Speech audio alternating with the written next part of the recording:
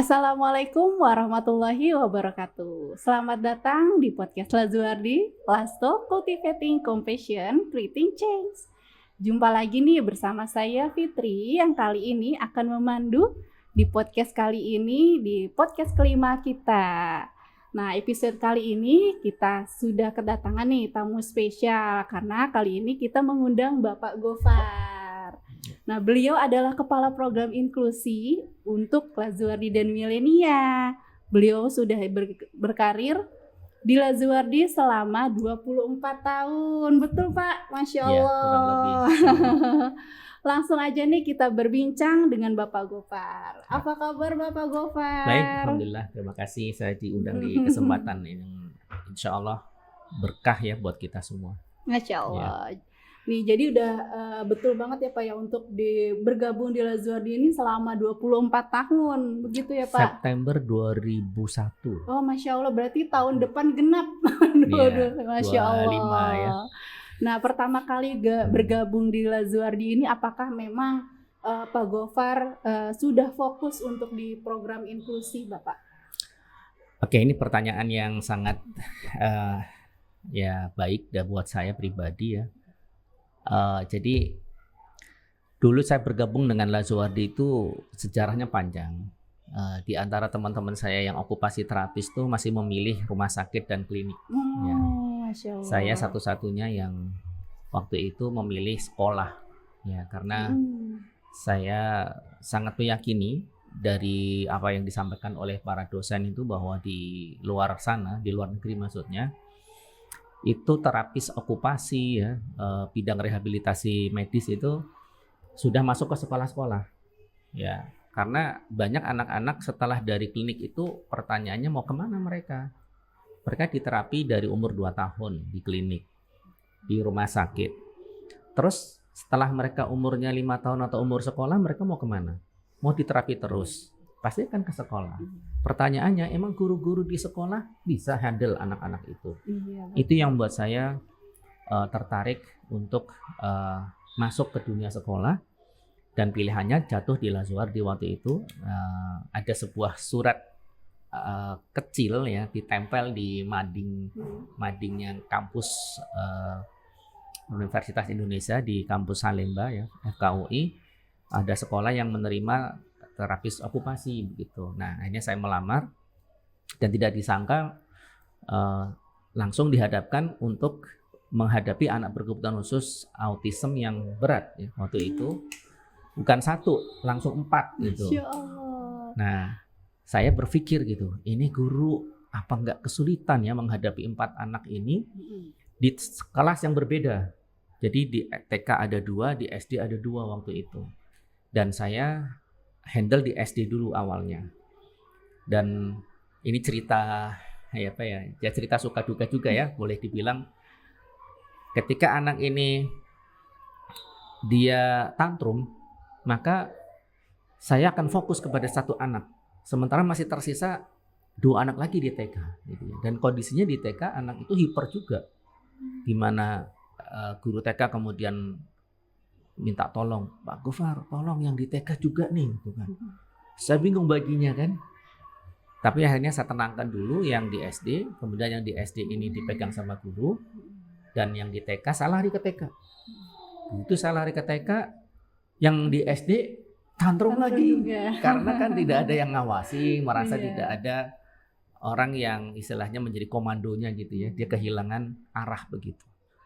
Dan saya kembali lagi ke SD. Begitu terus saya aktivitasnya sehari-hari di sekolah pindah-pindah begitu. Dan akhirnya saya mengajukan ke pimpinan agar ditambah jumlah orang yang handle anak. Datanglah beberapa teman saya yang sama-sama dari latar belakang terapis okupasi. Seperti biasa masuk di interview dulu, dites dulu, dan bergabunglah 2 orang. Ketika ada bergabung 2 orang, nggak nyampe setahun mengundurkan diri gitu. Mereka kembali ke klinik lagi. Saya ditinggal lagi sendiri seperti itu. Dan begitu berlangsung sampai tahun ketiga ya. Tahun ketiga, alhamdulillah sudah mulai dapat tambahan guru berbimbing khusus yang waktu itu kita ambil dari terapis yang latar belakangnya ada terapis fisio, kemudian ada terapis bicara begitu ya. Nah, begitu pengalaman awal saya bergabung di Lazuardi yang kemudian semakin membuat saya bertekad agar ini nggak bisa ditinggalkan sekolah ini, karena anak-anak itu butuh bantuan kita, butuh bantuan terapis, dan guru-guru itu masih minim pemahamannya tentang anak berkebutuhan khusus. Waktu itu belum ada istilah inklusif. Jadi inklusif itu sebenarnya mulai muncul istilahnya itu di tahun 2009.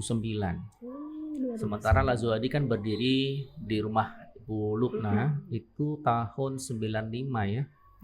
Betul ya, 94 95 ya. Jadi nggak ada istilah inklusif waktu itu. Tahun 2007 ke 2008 saya sempat mewakili Lazuardi diundang di Departemen Pendidikan Nasional, waktu Depdiknas Nasional itu untuk bicara sebagai sekolah yang menerima anak berkebutuhan khusus. Disandingkan dengan Sorgen dari Norway, kemudian dari sekolah Mutiara Bunda di Bandung, yang hadir itu dari seluruh Indonesia waktu itu. Dan kemudian saya bercerita testimoni selama berarti 2001 sampai 2008, 8 tahun kurang lebih. Nah, dan tahun 2009 di peraturan negara, peraturan Permendiknas nomor 2009 itu tentang pendidikan inklusif. Nah, itu kemudian menjadi dasar untuk semua sekolah-sekolah di Negara Kesatuan Republik Indonesia itu menerima anak-anak berkebutuhan khusus. Dan Depok salah satu pionir ya, ada 5 sekolah pionir, 5 sekolah swasta yang waktu itu yang menjadi sekolah rintisan begitu. Kemudian mendorong kebijakan tadi itu sampai kemudian pemerintah Kota Depok membuat satu deklarasi tahun 2012 kalau nggak salah. Deklarasinya mengundang gubernur ya, dan deklarasi Kota Depok sebagai kota inklusif itu menandai semua stakeholder di Kota Depok ya, bukan hanya sekolah tapi juga pemerintahan kota sampai kecamatan harus ramah terhadap anak gitu. Nah, akhirnya kita mulai berkiprah tuh, bukan hanya di Lazuardi tapi di tingkat kota. Nah, kami membentuk sebuah Pokja namanya Kelompok Kerja Pendidikan Inklusif. Kami pernah menjadi wakil kepala Pokja ke Pendidikan Inklusif Kota Depok waktu itu. Nah, berjalan dan semakin baik sampai hari ini. Masya Allah. Gitu Bu Fitri. Ya. Ini cukup interest banget nih Pak nih, Masya Allah. Ya. Nah, untuk bicara mengenai inklusi sendiri, menurut Pak Gofar, definisi inklusinya itu seperti apa dan mengapa hal itu begitu penting nih dalam konteks pendidikan, terutama di Lazuardi sendiri? Bagaimana Pak Gofar? Baik, jadi kalau definisi inklusif itu kita bisa ambil dari sumber-sumber internasional maupun nasional ya. Ya, kalau sumber internasionalnya pertama ada di Statement Salamanca UNESCO ya, tahun 94. Saya baca ininya saja ya, bukan baca Inggrisnya, nanti cari sendiri itu di internet banyak. Tapi Salamanca ini menyatakan bahwa sekolah reguler yang inklusif itu sarana terbaik. Ya, jadi sekolah-sekolah reguler yang menerima anak-anak berkebutuhan khusus, baik yang mengalami hambatan di ranah kelainan atau gangguan maupun yang di ranah kecerdasan istimewa atau berbakat. Dan sarana terbaik untuk menciptakan masyarakat yang tidak diskriminatif dan adil. Adil di sini maksudnya kan anak-anak ini ada di sekolah dengan kondisi yang memerlukan pelayanan individual. Tapi juga mereka adalah punya hak, anak-anak ini kan punya hak untuk dianggap sebagai warga negara, sebagai masyarakat. Sehingga ketika anak-anak itu sudah dari sejak dini bersama atau bergabung dengan anak-anak yang ada kebutuhan khusus ini, maka kelak kita akan mendapati gambaran masyarakat yang tidak diskriminatif dan inklusif begitu. Nah, kemudian dari definisi UNESCO tahun 2009 ya, kalau tadi adalah Salamanca Statement, sekarang Education for All itu UNESCO tahun 2009. Kalau kita hitung tahunnya 2009 itu Education for All UNESCO, Indonesia mengeluarkan Permendiknas nomor 70 tahun 2009. tentang pendidikan inklusif. Jadi ini gayung bersambut gitu ya, antara semangat di dunia dan semangat di Indonesia, gitu. Apa itu? Pendidikan inklusif itu proses memperkuat sistem pendidikan agar dapat menjangkau semua peserta didik dengan cara mengenali dan merespon keragaman kebutuhan mereka. Nah, tadi saya sudah sebut-sebut ya definisi secara nasionalnya ya. Berapa kali tadi Permendiknas nomor 70 tahun 2009 itu bunyinya itu pendidikan inklusif adalah sistem penyelenggaraan pendidikan yang memberikan kesempatan kepada semua peserta didik yang memiliki kelainan dan memiliki potensi kecerdasan dan atau bakat istimewa untuk mengikuti pendidikan atau pembelajaran dalam lingkungan pendidikan secara bersama-sama dengan peserta didik pada umumnya. Jadi anak-anak ini berada di tengah-tengah anak-anak yang reguler yang umum, atau kalau istilah yang populer itu ada anak dengan kondisi neurodiverse, itu anak berkebutuhan khusus, atau mereka disebut dengan atypical. Dengan anak-anak yang umum atau yang biasa disebut dengan anak tipikal, gitu. Nah, penyebutan ini sebenarnya adalah upaya untuk kita tidak melabeling sebetulnya, gitu. Nah, kemudian dikuatkan dengan Undang-Undang Nomor 8 Tahun 2016 tentang penyandang disabilitas. Lalu ada lagi satu undang-undang yang tentang akomodasi yang layak, itu di Permendikbudristek ya, kan kita pemerintah berganti-ganti nama juga ya. Permendikbudristek nomor 48 tahun 2023. Nah, itu tentang akomodasi yang layak bagi peserta didik penyandang disabilitas di satuan pendidikan. Nah, Bu Fitri, ini kalau ngelihat undang-undang, kemudian lihat legalnya ya, atau istilah kata payung hukumnya tentang pendidikan inklusif, itu payung hukumnya sangat lengkap. Saking lengkapnya, sebenarnya nggak ada alasan untuk kita itu menolak anak-anak ini. Iya, betul, Pak. Kehadiran anak-anak ini di tengah-tengah kita itu, saya pribadi sampai sejauh ini saya mendapati banyak ilmu, pengalaman, dan kreativitas dalam pembelajaran, bahkan dalam bentuk intervensi, gara-gara anak-anak ini. Masya Allah, luar biasa banget. Jadi kalau kita boleh bilang, kita harus berterima kasih ya pertama kepada Allah, yang kedua keberadaan anak-anak ini telah mengajarkan kita banyak hal untuk kita kreatif dalam dunia pendidikan dan dalam dunia intervensi anak-anak. Kalau tidak ada anak-anak ini dan ragamnya itu kita batasi, ya kan? Jadi kalau Lazuardi dari sejak awal Ibu Fitri, first come first serve. Ya, betul sekali. Ya. Jadi anak-anak siapapun, kondisi apapun, dari latar belakang apapun kita terima. Yang pertama kali daftar. Nah, pada awalnya memang bikin kami para guru terapis maupun guru pembimbing khusus itu cukup berat gitu ya. Terus terang itu sebenarnya cukup berat, tapi karena kami yakin ya bahwa Allah pasti akan nolong ya orang-orang yang berniat baik.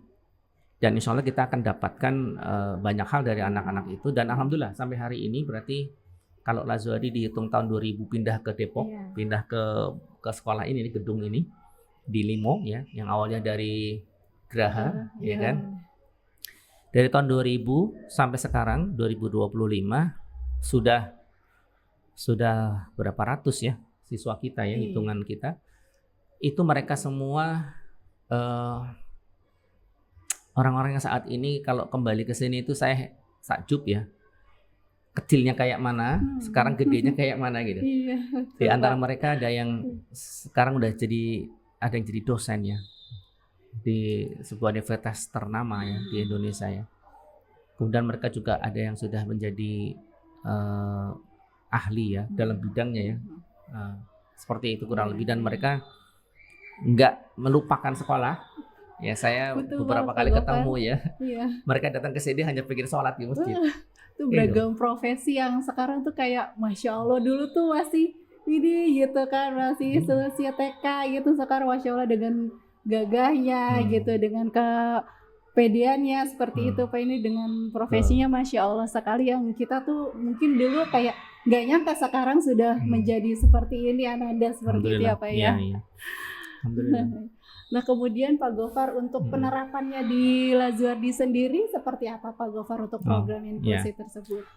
Jadi menyelenggarakan pendidikan inklusif atau sekolah reguler dengan setting inklusif itu memang ada beberapa tahapan yang perlu kita siapkan ya. Yang terutama adalah kesiapan dulu dari tim penerimaan siswa baru, ya kan? Dimulai dari situ. Karena apa? Kita akan hitung dulu kira-kira nanti kuota di kelas itu biar tidak mengganggu satu sama lain, biar ketika nanti anak-anak itu berada bersama dalam satu lingkungan itu satu sama lain itu bisa saling memberikan pertolongan atau saling memberikan kerjasama. Ya. Jadi PSB itu sudah menentukan dari awal nanti di kelas itu ada berapa kursi dan berapa kursi yang akan ditempati oleh anak-anak dengan kebutuhan khusus. Yang kedua, proses penerimaan PSB itu harus sudah dari awal itu mengadjust kebutuhan anak, bukan istilahnya ngetes. Ini bukan tes, tapi dari awal kita mengobserve, mengamati apa potensi, aset, limitasi anak itu, sehingga kita bisa memetakan nanti kebutuhan anak itu di kelas apa. Ini berlaku untuk semua, bukan hanya untuk anak berkebutuhan khusus. Nah, terlebih untuk anak berkebutuhan khusus, ketika mereka memerlukan akomodasi, memerlukan adaptasi, memerlukan individual intervention, sehingga nanti kita bisa dapatkan dari data awal anak ini membutuhkan misalnya guru pembimbing khusus. Itu langkah pertama, dimulai dari istilahnya screening awal dari PSB. Kemudian dari PSB, ketika kita sudah memetakan ini anak membutuhkan layanan khusus atau membutuhkan guru pembimbing khusus di kelas, maka ketika mereka bergabung di kelas akan ada masa orientasi screening awal second, yang kedua. Ya, kalau tadi kan PSB di screening awal di depan ya untuk menentukan apakah Ananda yang akan bergabung dengan kita itu membutuhkan guru pembimbing atau tidak. Ketika sudah di tangan, dalam artian mereka sudah masuk di awal tahun ajaran bersama guru pembimbing khusus, ada guru kelas, kepala sekolah, dan juga ada tim terapis melakukan yang namanya asesmen awal. Asesmen awal itu kita lakukan sejak awal anak masuk orientasi. Kita butuh waktu kurang lebih 1 bulan. Ya. 1 bulan. Ya, 1 bulan ini kita mengamati dari sejak mereka turun dari mobil, ya, jalan menuju ke kelas, beredar di seluruh sekolah, di kelas, di toilet, di playground misalnya, dan di semua area dari satu hari ke hari yang lain, Senin sampai Jumat. Kemudian minggu berikutnya Senin sampai Jumat lagi. Kita bandingkan itu sebagai baseline, ya. Kita akan temukan nanti, ya, kita lakukan assessment dengan beberapa instrumen ya. Yang pertama ada school function assessment.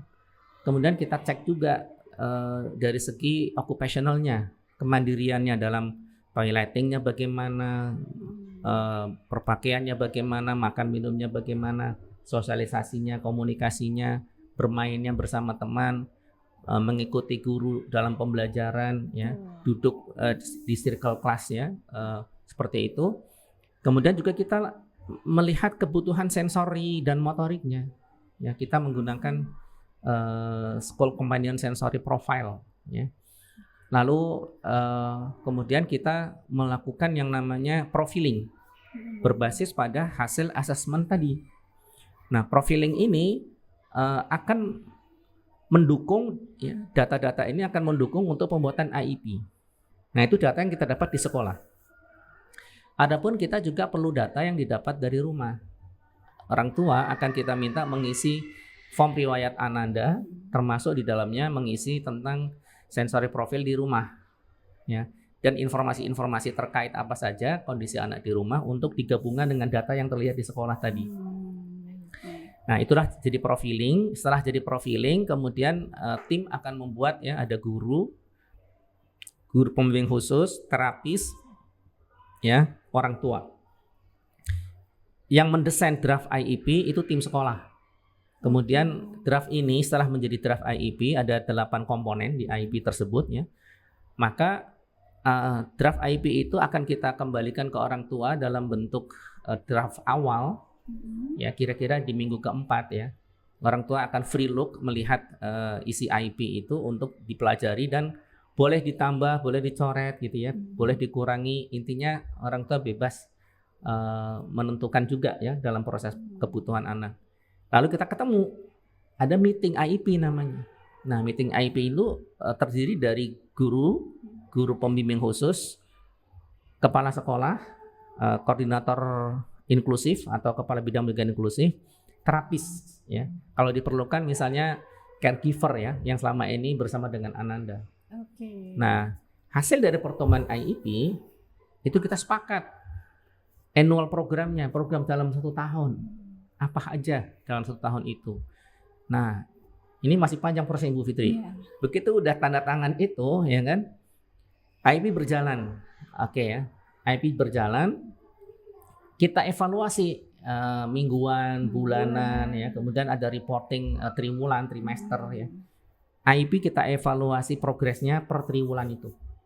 Jadi tim IEP itu akan ngobrol-ngobrol lagi tuh ya, kumpul-kumpul lagi melihat selama 3 bulan ini apa yang sudah maju ya, apa yang belum ya gitu kan. Kenapa dia belum maju ya? Kenapa kok dia belum kuasai ya keterampilan misalnya? Kenapa toiletingnya masih belum oke ya gitu. Nah, ketemu tuh highlightnya di mana gitu. Nah, ketika ketemu, kita lihat lagi goalnya. Kita ubah misalnya goalnya atau kita perbaiki goalnya seperti itu.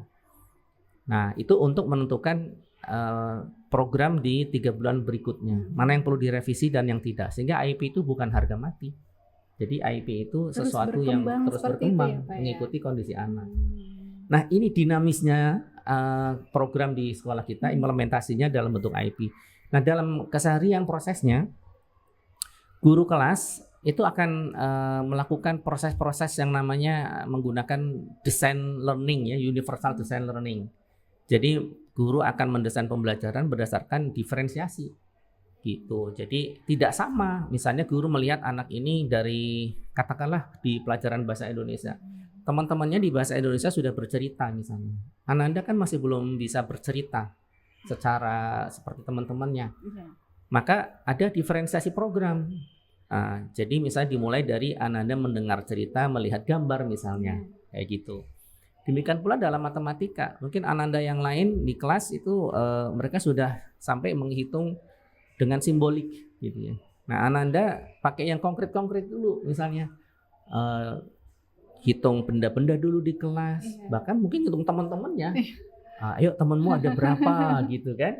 Nah, itu jadi menarik buat mereka. Sehingga pembelajaran ini yang disebut dengan ramah itu adalah membuat Ananda itu tidak stres.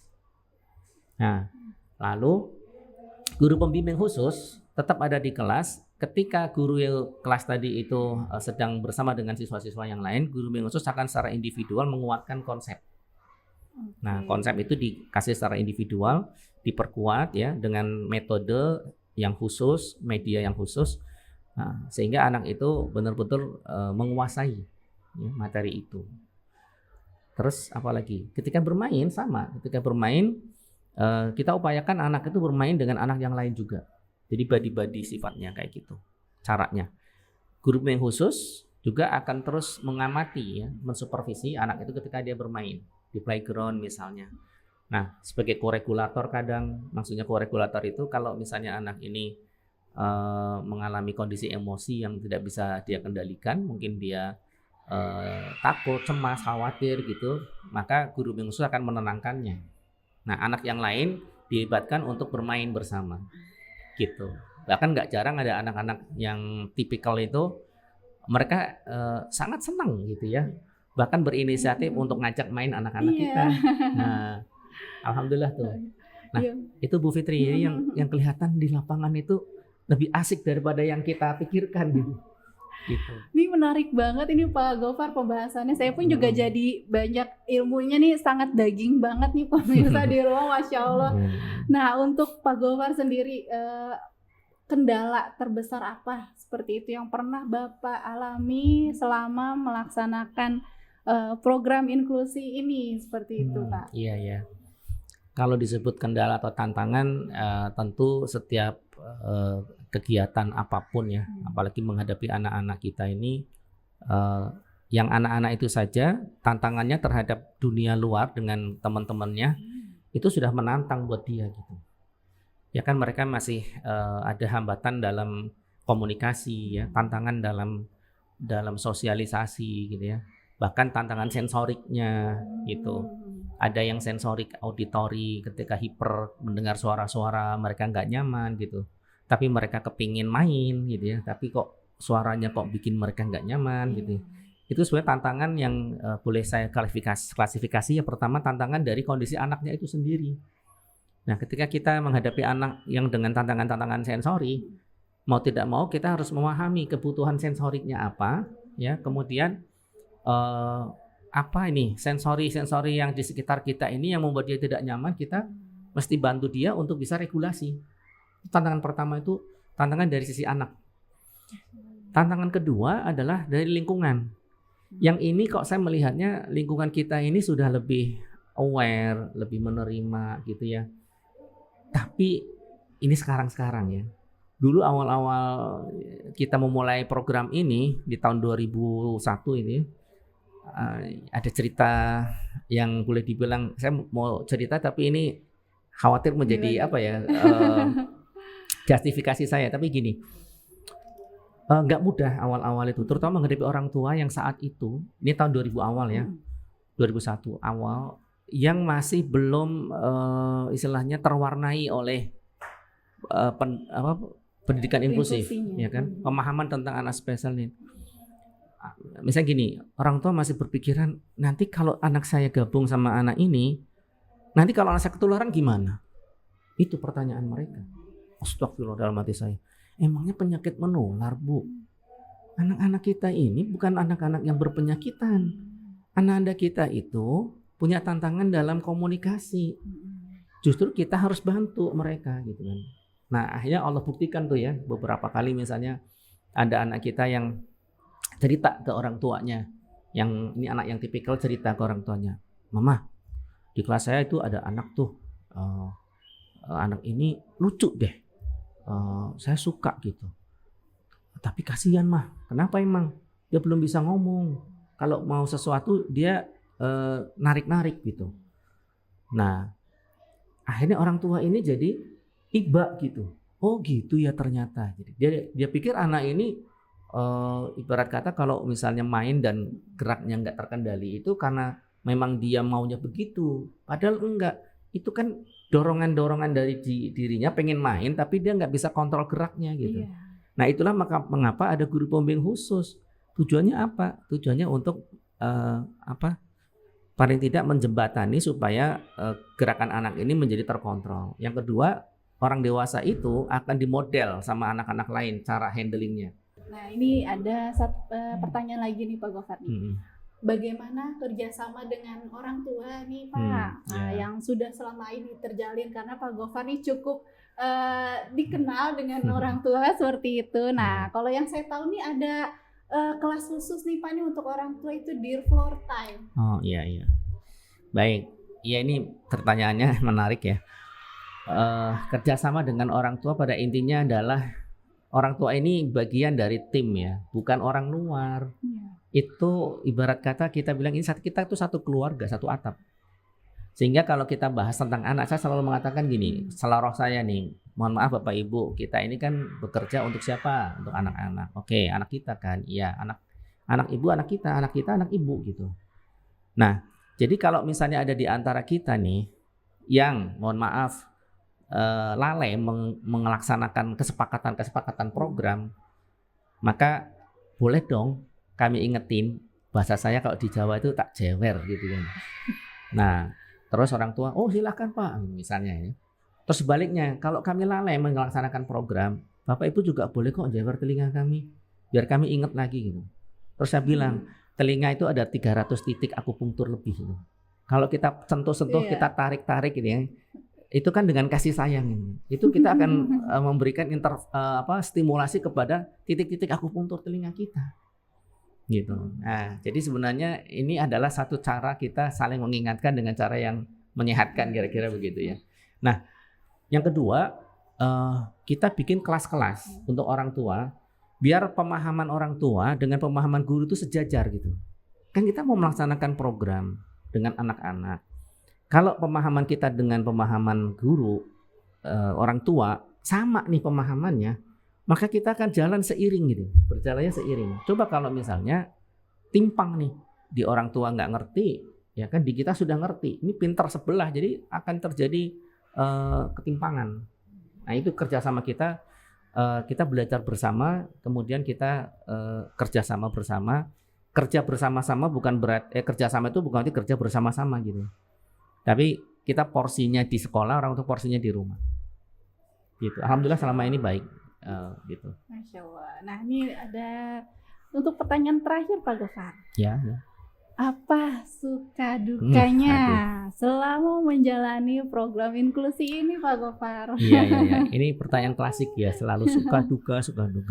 Kalau dihitung-hitung secara suka dan dukanya, faktanya selama ini saya masih di sini gitu, tidak berpindah-pindah. Berarti banyak sukanya ya. Masya Allah. Ya. Apapun yang Allah berikan kepada kita, yang baik ataupun yang buruk, pada dasarnya itu adalah cara Allah untuk menjadikan kita menjadi hambanya yang terbaik. Nah, jadi nikmatin semua itu, nggak mungkin ya, semua itu berjalan dengan fine-fine saja, baik-baik saja. Pasti ada kalanya Allah uji kita. Jadi ketika dikasih sesuatu yang tidak enak, ya kita anggap itu ujian. Nah, banyak sukanya kenapa? Karena kita melihat anak ini progres. Orang tuanya juga progres gitu. Jadi melihat senyum-senyum di wajah mereka itu bikin saya senang kan gitu. Ya, kita ikut bahagia. Ikut bahagia gitu, prinsipnya itu. Nah, bicara duka, dukanya apa? Kalau dibilang duka, ya namanya berproses pasti ada rasa sakit gitu. Justru rasa sakit itu, rasa tidak nyaman itu adalah bagian dari proses yang menyenangkan. Kalau semuanya fine-fine aja, nggak ada ujian, nggak ada tantangan gitu, gimana mau bilang bahwa kita itu sukses gitu. Sukses itu selalu di dalamnya ada ketidaknyamanan. Maka ketika kita mendapat suatu ketidaknyamanan, kita refresh ya. Balik lagi ke orang tua, bilang ya Allah, mari kita doa sama-sama yuk. Semoga besok lebih baik lagi. Begitu terus. Dan selalu kita siap. Hari ini anak ini menunjukkan sesuatu perilaku yang menyenangkan, belum tentu besok menyenangkan. Jadi kita itu selalu waspada, siap siaga menghadapi segala kemungkinan. Nah, sehingga kalau senang dinikmati, disyukuri. Kemudian kalau tidak senang, ya sudah kita bersabar gitu-gitu. Itu sih Bu Fitri. Alhamdulillah ini Pak Gofar. Nih, terima kasih banyak Pak Gofar untuk waktunya, ilmunya, Masya Allah yang sangat bermanfaat nih buat kita dan juga untuk penonton Lastok di rumah. Terima kasih sekali Pak Gofar. Sama-sama, mau batin Bapak Ibu semua. Nah, alhamdulillah ya Bapak Ibu, kita perbincangan di episode kali ini sangat-sangat bermanfaat sekali. Dan untuk Bapak Ibu semua, terima kasih banyak sudah tetap menonton di Lastok. Dan saya Fitri pamit dan juga bersama Pak Gofar. Sampai bertemu kembali di episode selanjutnya. Wassalamualaikum warahmatullahi wabarakatuh. Waalaikumsalam warahmatullahi wabarakatuh.